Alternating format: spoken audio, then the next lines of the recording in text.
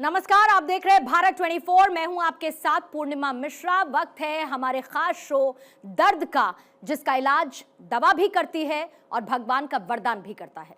कोई प्यार से हाथ भी रख दे तो दर्द दूर होता है, ढांढस बढ़ता है, जिससे दर्द की पीड़ा महसूस नहीं होती। और इसी पीड़ा को दूर करने के लिए इंसान भगवान के दर से लेकर दरबारों तक मत्था टेकता है। ओडिशा में भी मां मातंगी का एक ऐसा ही दरबार लगता है, जिसमें आने वाले हर दरबारी को मां का वरदान मिलता है और बाबा के आशीर्वाद से सारे दर्द, सारे दुख पल भर में दूर हो जाते हैं।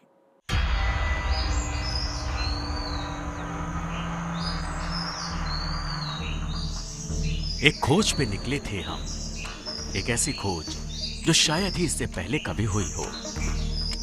एक ऐसी तलाश जो अगर पूरी हो जाए तो इंसान की किस्मत संवर जाए। वारे न्यारे हो जाए, सोया भाग्य जाग जाए हर किसी का, सभी दुख तकलीफ दूर हो जाए। हमारे सामने पहली चुनौती ये थी कि शुरुआत की जाए तो आखिर कहां से, क्योंकि जितने लोग उतनी बातें। कंप्यूटर पर काफी मशक्कत के बाद एक दरबार हमारे सामने आया और घंटों चली चर्चा के बाद आखिरकार सब के सब एक नतीजे पर पहुंचे। दिल्ली से कुछ 1300 किलोमीटर की दूरी पर उड़ीसा में स्थित यह स्थान था मां मातंगी दरबार, जिसके बारे में हमारी तफ्तीश के दौरान यह पता चला कि यह दरबार उन लोगों के लिए है जिन पर ऊपरी चक्कर या भूत प्रेत आदि की समस्या आती है। अब सबसे पहले हमें ओडिशा की राजधानी भुवनेश्वर पहुंचना था।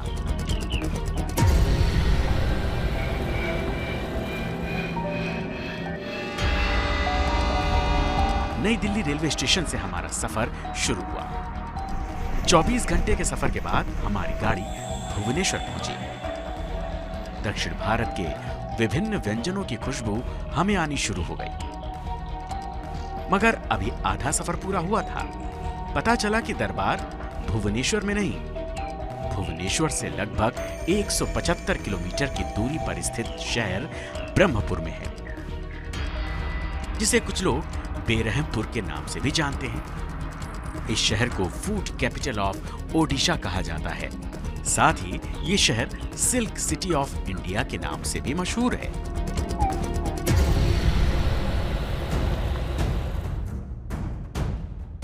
हमने बिना देरी किए सरपट बाहर का रुख किया।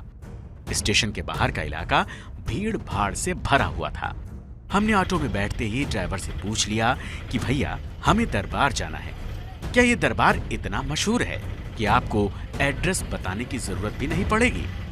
जवाब और भी ज्यादा चौंकाने वाला था। ड्राइवर ने बताया कि साहब, यहां तो आने वाला हर दूसरा शख्स मां मातंगी दरबार ही जाने को कहता है, तो हम लोगों को भी रट गया है रास्ता। रिक्शे वाले के साथ सफर कटता गया और उसकी बातों ने हमें जो बताया उससे हमारी उत्सुकता बढ़ती गई। टेम्पो रफ्तार से दरबार की ओर बढ़ता जा रहा था। अभी कुछ 20 मिनट ही बीते होंगे कि टेम्पो ने ब्रेक लगा दिया। बाहर का नजारा सब कुछ खुद ब खुद बयां कर रहा था। हमारी मंजिल हमारी आंखों के सामने थी। मां मातंगी दरबार अब हमारे सामने था। हम मां मातंगी दरबार के ठीक सामने खड़े थे। दरबार का नीले रंग का विशाल द्वार हमारे समक्ष था। यह वही दरबार था जो हमें दिल्ली से ओडिशा तक खींच ले आया था। बाबा के दरबार में हरे रंग का ये बोर्ड ये ताकीद करता है कि जो भी श्रद्धालु यहाँ आते हैं वो अपनी समस्या को अपने मन में ही रखें। परेशानी केवल गुरुजी से ही कही जाएगी। जिस दरबार की चर्चा इंटरनेट पर चारों तरफ छाई थी, हम ठीक उसके सामने खड़े थे। अब 1 मिनट भी रुका नहीं जा सकता था। अब समय था दरबार के अंदर जाने का। हमारी टीम ने द्वार से दरबार के अंदर प्रवेश किया। पहला कदम अंदर रखते ही एहसास कुछ दैवीय सा हुआ, मानो एक अद्भुत ऊर्जा ने हमें चारों ओर से घेर लिया था। दरबार में प्रवेश करते ही हमारी नजर गई अपनी बाईं तरफ। हमें एक मंदिर नजर आ रहा था। मंदिर के चारों ओर घंटियां बंधी थी, फूलों की अद्भुत सजावट थी। पास गए तो पता चला कि वो माता मातंगी का मंदिर था। तो अब तक जिन माता रानी का नाम हमें यहां तक खींच लाया था, अब हम उन्हीं माता रानी के मंदिर के बिल्कुल समक्ष खड़े थे। ये एहसास अद्भुत था। तभी हम क्या देखते हैं कि एक महिला ने एकाएक अपने बाल खोलकर झूमना शुरू कर दिया। आरती होती जा रही थी, वो महिला झूमती जा रही थी। बाकी महिलाओं ने उससे दूरी बना ली, मगर उस महिला का झूमना तब भी नहीं रुका। ये क्षण चौंकाने वाला था। भला क्या इस दरबार में इतनी शक्ति है कि किसी को अगर कोई ऊपरी दिक्कत है तो आरती के समय ही वो प्रकट हो जाती है? यकीन करना तो मुश्किल था।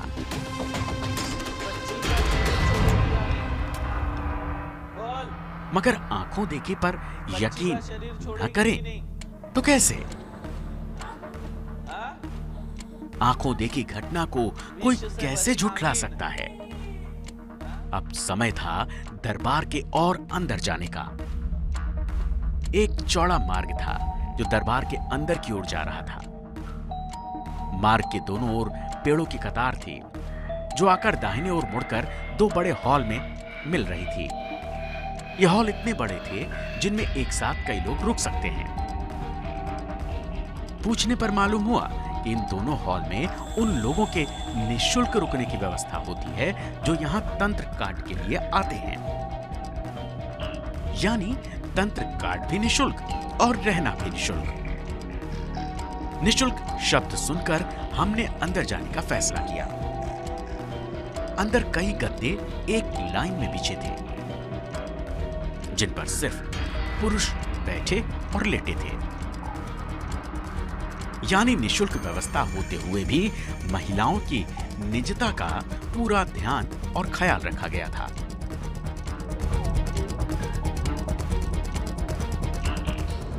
महिलाओं का हॉल पुरुषों से अलग था, जिसमें पुरुषों के आने जाने की मनाही थी और नहीं तो जुर्माने का प्रावधान था। लेकिन बात घूमकर वहीं वापस आ गई। इतनी बड़ी व्यवस्था होने के बावजूद सब कुछ निःशुल्क कैसे? हम हॉल से उतरकर वापस मैदान में आ गए और बढ़ चले दरबार हॉल की तरफ। दरबार हॉल यानी वो हॉल जहां गुरुजी बैठकर सभी तंत्र का काट करते हैं। मगर अभी दरबार लगने का समय नहीं था, सो हमने दरबार हॉल के बाहर बैठे कार्यकारिणी सदस्य से कुछ जानकारी लेनी चाहिए। कार्यकारिणी सदस्य महोदय का नाम मनोज था। मनोज से हमने तंत्रकाट की तमाम औपचारिकताएं जाननी चाहिए। उन्होंने बताया कि दरबार में न सिर्फ तंत्रकाट और रहना निःशुल्क है, बल्कि स्नान आदि की भी सुचारू व्यवस्था है, जिसका कोई भी शुल्क नहीं लिया जाता। वॉशिंग मशीन जैसी जरूरी सुविधाएं भी मुफ्त उपलब्ध कराई जाती हैं। पीने के साफ फिल्टर पानी के लिए भी कोई शुल्क नहीं है। हम आश्चर्यचकित थे कि आज के पूंजीवादी दौर में जहां पीने का पानी भी बोतल में बिकता हो, उस दौर में इस दरबार में सारी व्यवस्था, सारी सुविधाएं आखिर निःशुल्क कैसे है?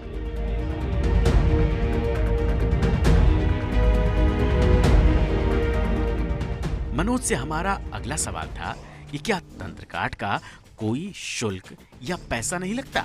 जवाब था नहीं लगता। आज तंत्रकाट पूर्णतया निःशुल्क है। हालांकि पहले एक समय था जब तंत्रकाट के लिए रजिस्ट्रेशन शुल्क ही करीब 8,000 रुपए था। मगर अब जनमानस की सेवा के लिए गुरुजी तंत्रकाट का एक भी पैसा नहीं लेते। हाँ, आपके ऊपर किए गए तंत्र कितना भारी और पुराना है, इसको देखते हुए तंत्रकाट के लिए किट लेनी होती है, जिसका सेवा शुल्क महज 5100 से शुरू होता है, ताकि ज्यादा से ज्यादा लोग तंत्रकाट का लाभ ले पाएं।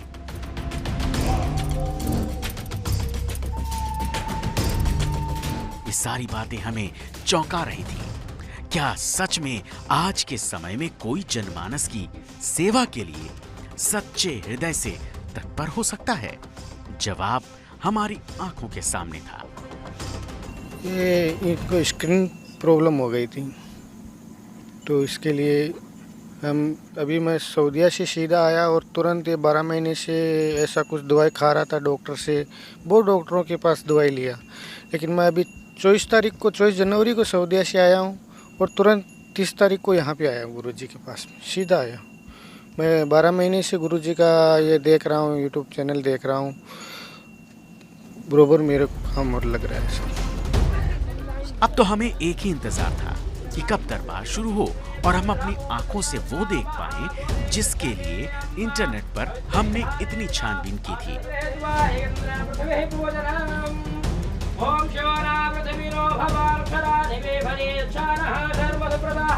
हम भी चमत्कार होते हुए अपनी आंखों से साक्षात देखना चाहते थे। हम देखना चाहते थे कि चमत्कार सच में होता है या कोई आंखों का खेल है। तभी हलचल शुरू होती है। दरबार में लोग तेजी से दरबार हॉल की तरफ चलना शुरू कर देते हैं। हमने भी जानना चाहा तो पता चला कि गुरुजी दरबार में आने वाले हैं। बस हमें तो दिल्ली से लेकर यहाँ तक इसी पल का इंतजार था। हम भी अपनी टीम के संग तेजी से दरबार हॉल की तरफ बढ़ चले। कुछ सीढ़ियां चढ़कर हम भी दरबार के अंदर आ गए। यहाँ महिलाएं और पुरुष अलग अलग पंक्तियों में बैठे थे। सामने वही स्टेज था जो वीडियो में दिखता है। गुरुजी की कुर्सी के पीछे मां मातंगी का बड़ा सा चित्र और स्टेज से निकलती एक अलौकिक आभा।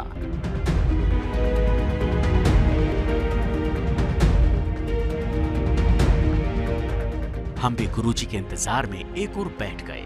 इंतजार का एक एक पल भारी पड़ता जा रहा था। तभी किसी की आवाज आई कि गुरुजी आ रहे हैं।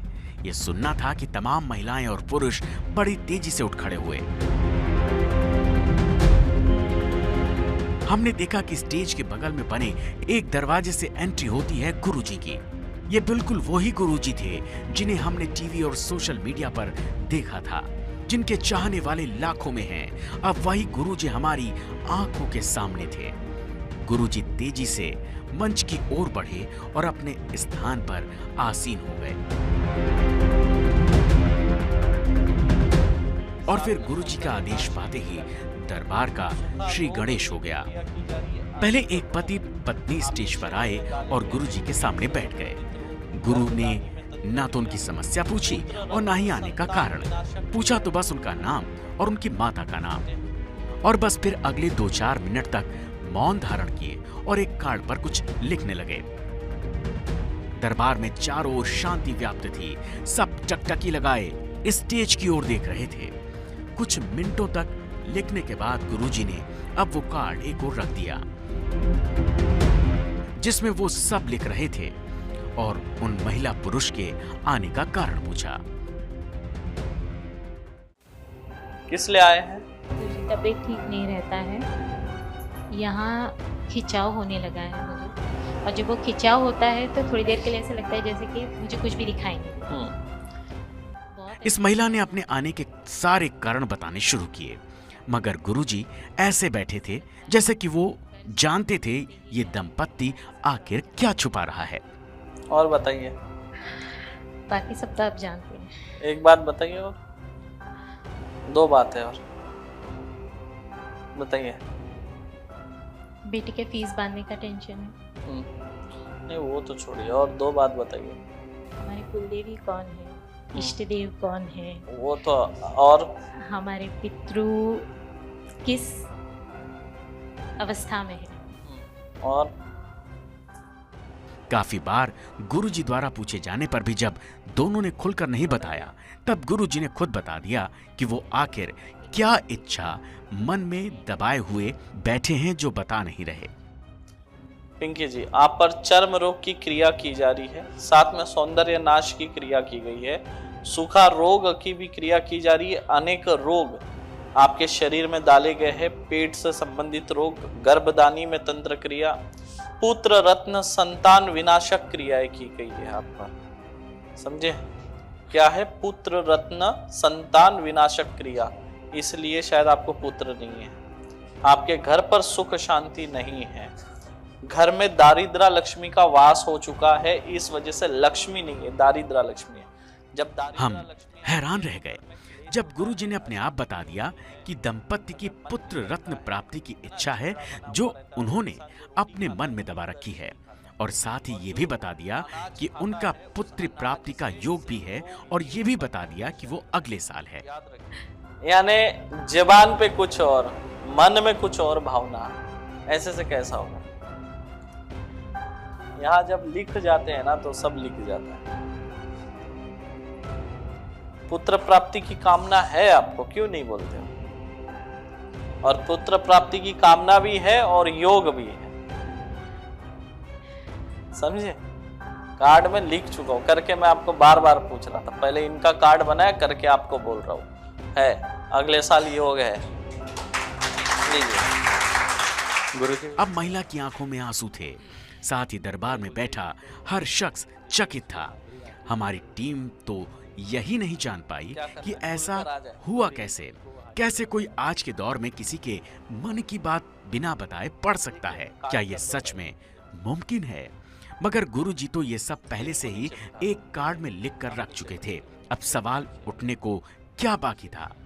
हे मां मातंगी, हे मां छिन्नमस्ता, हे मां बगलामुखी, इन तीनों के शरीर के ऊपर मध्यम कात्री, विरोधी कात्री और मित्र कात्री चलाएंगे, सर से लेकर पैर तक 10 दिशाओं से।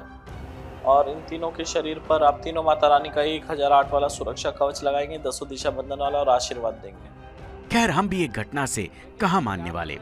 हो सकता है कि ये मात्र संयोग हो। हमने फैसला किया कि थोड़ी देर और रुकेंगे। अब एक और पति पत्नी स्टेज पर चढ़ते हैं। इनके बारे में पता चला कि शादी के समय तो सब कुछ ठीक था, मगर शादी के कुछ ही समय बाद पत्नी किसी कारणवश कोमा में चली गईं, और जब कुछ समय बाद उन्हें होश आया तब जाकर मालूम हुआ कि उनके आंखों की रोशनी पूरी तरह जा चुकी है। सब उन्हें लेकर डॉक्टर के पास दौड़े। एक से एक नामचीन अस्पताल ले गए, बड़े से बड़े डॉक्टर को दिखाया, मगर सभी ने कह दिया कि इनकी आंखों का अब कोई भी इलाज नहीं हो सकता। ये जिंदगी भर देख नहीं पाएंगी। क्या मेडिकल साइंस से ऊपर भी कोई विज्ञान है? क्या हम सपना तो नहीं देख रहे? दरबार में हर ओर मां मातंगी और गुरुजी की जय जयकार हो रही थी, तालियां बज रही थी, और हम हतप्रभ थे, क्योंकि जो हो रहा था वो अब तक नहीं हुआ था। उड़ीसा में सचमुच चमत्कार हो रहा था। हम गुरुजी से मिले, गुरुजी ने अपने आप ही पूरा जो भी पूरी प्रॉब्लम थी वो अपने आप बता दी। और मेरे पापा भी पुलिस में कार्य थे, वो भी 15 साल से घर पे नहीं आते, तो वो भी बात गुरुजी ने बता दिया। जो हमारी समस्या थी वो सब बता दिया। फिर गुरुजी से पूजा पाठ, हमारा जो भी समस्या का समाधान हुआ। फिर उस सुबह मम्मी को बहुत ऐसे पूरा बॉडी हल्का हल्का लगा, ऐसे शरीर में ऐसे लगा कि सुख शांति है मेरे शरीर में। ऑपरेशन कष्ट निवारण अब अपनी समाप्ति की ओर था। आपके जीवन में संघर्ष है तथा आपकी प्रगति नहीं हो रही है। आप पहले कुछ दिन पहले ही कोई काम छोड़कर इस काम को आपने लिया है, पत्रकारिता का। सही है गलत है? जी। आपके परिवार में भी केवल संघर्ष रहा है, मेहनत का पूर्ण फल कभी किसी को प्राप्त नहीं हुआ आपके घर में। जी। ये अब से नहीं, आपके दादा के समय से होता आ रहा है। जी। पूर्ण फल की प्राप्ति नहीं मिल रही है, और आप अपनी प्रगति चाहते हैं, आर्थिक उन्नति चाहते हैं। जी। ये दुविधा अभी भी बनी है। सही है गलत है? जी। हमें हमारा जवाब मिल गया, मगर दरबार से जाने से पहले हमने गुरुजी से बात करने का निश्चय किया। हम आज्ञा लेकर स्टेज पर चढ़े और हमने गुरुजी से लोगों के समक्ष हो रहे चमत्कारों के बारे में जानना चाहा। तो गुरुजी प्रेमा साई जी ने सिर्फ एक लाइन में जवाब दिया, मैं तो मां मातंगी का एक चाकर मात्र हूँ। ये कृपा तो माता रानी की है, मैं हूं ही क्या, एक सेवक के सिवा। आपकी कोई भी अर्जी हो तो माता के सामने लगा दीजिए। माता अपने बच्चों को कभी निराश नहीं करती। ये कहकर गुरुजी ने हमसे विदा ली। जो कुछ होता है माता रानी के आशीर्वाद से होता है। यहाँ पे कोई दवा वगैरह नहीं दी जाती है, ये सब दुआ की प्रार्थनाओं का चमत्कार है और कुछ नहीं है। माता रानी के शरण में लोग आते हैं, अपनी परेशानी रखते हैं। और हमारा ये जो दरबार है, यहाँ पर किसी की क्या समस्या है वो नहीं पूछा जाता। यहाँ पर व्यक्ति आता है तो केवल उससे उसके माँ का नाम और उसका नाम पूछा जाता है। बाकी उसके जीवन में जो समस्याएं चल रही है वो बता दिया जाता है कि आपके जीवन में क्या समस्या है, आप क्यों परेशान हैं, क्या प्रश्न आप अपने मन में लेकर आए हैं, वो सब यहाँ पर पहले से लिख दिया जाता है और उसके बाद उनको बताया जाता है कि आपकी ये समस्या थी। मां मातंगी के दरबार में जो कुछ भी हो रहा था वो पूरी तरह से आस्था का विषय था। जिनके दुख दर्द दूर हो रहे थे उनकी गवाहियां थी हमारे सामने। आपके पैसे एक सरदार जी ने ले रखे हैं, आप वापस नहीं दे रहे हैं, आपके लाखों रुपए फंसे हुए हैं, कोई आयुर्वेदिक शराब की डीलरशिप देने के नाम पर आपसे पैसे लेकर डीलरशिप भी नहीं दिया तथा पैसे भी वापस नहीं कर रहा है, पंजाब का रहने वाला सरदार जी है, इसी वजह से आपकी आर्थिक स्थिति खराब हो रही है तथा आप दरबार में आए हैं आपके पैसे वापस मिले इस कामना को लेकर। सही है गलत? लेकिन बाबा तो खुद को मां का दास कहते हैं। ये उनके मन का विश्वास था। जो लोग बाबा को मानते हैं ये उनके मन की आस्था थी। मंदिर की दीवारों पर लोगों ने अपनी आस्था के अनुसार नारियल बांध रखे हैं। सभी अपनी मन्नत के अनुसार नारियल बांधते हैं और मन्नत पूरी होने पर वापस आकर नारियल खोलकर हवन में चला देते हैं। और जिस किसी का नारियल हवन में चलता है उसकी भी मन्नत पूरी हो जाती है।